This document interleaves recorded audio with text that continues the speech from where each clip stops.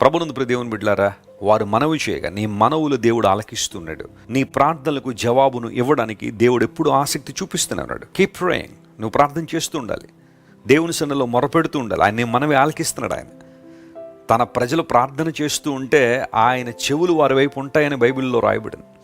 దేవునికి అసాధ్యమైనది ఏది లేదు. నిన్ను తృప్తిపరిచే దేవుడు. 103వ కీర్తనలో కూడా ఒక చక్కని మాటను మనం చదువుతాం. మేలుతో మన హృదయాన్ని తృప్తిపరిచేవాడు ఆయన. ఒక మేలు చేయడం ద్వారా, ఒక ఉపకారం చేయడం ద్వారా, నీవు ఆశిస్తున్నది నీకు ఇవ్వడం ద్వారా, లేదా తన చిత్తానుసారంగా నీ ప్రార్థనలకు జవాబునివ్వడం ద్వారా దేవుడు నిన్ను తృప్తిపరచాలని ఆశిస్తున్నాడు. Praise the lord.